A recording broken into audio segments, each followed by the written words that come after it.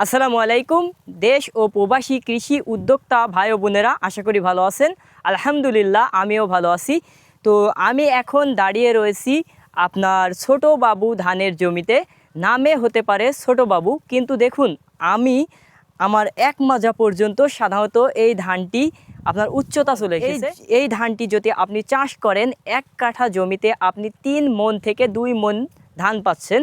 Plus এখন থেকে সব থেকে বেশি আমরা দেখছি কৃষকরা এই ছোট বাবু ধানটি চাষ করছে, কেননা এই ধানটি আপনার ভাত অনেক পরিমাণ ভালো হয় এবং মিষ্টি পরিমাণ ভাতের, এবং ভাত নষ্ট হয় খুবই কম, যেজন্য কৃষকরা এই ছোট বাবু ধানটি বেশি চাষ করছে।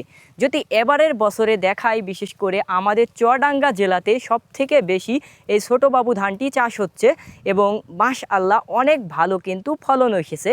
এখন যে জমিটাতে আমরা দাঁড়িয়ে রয়েছি, দেখুন এই জমির ধানের মাথাগুলো যদি আপনাদেরকে দেখাই, একটি ধান যখন নইয়ে পড়ে মাথা, তখন কিন্তু সেই ধানটি পরিপূর্ণ হয়, এবং যদি আপনার ধানের মাথা ভালো হয় সেক্ষেত্রে ধানটিও অনেক বেশি ভালো হয়। তো এবারের বছরে আলহামদুলিল্লাহ সব থেকে ভালো আপনার ছোট বাবু ধানটি হয়েছে। দেখুন এই জমিটাতে যে পরিমাণ ধান এসেছে, আশা করা যায় যে 1 বিঘা জমিতে আপনার 40 থেকে 45 মণ ধান অনায়াসে হবে।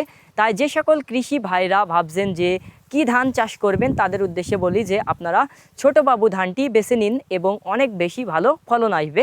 তো সকলে আমাদের জন্য দোয়া করবেন। আসসালামু আলাইকুম, আল্লাহ হাফিজ।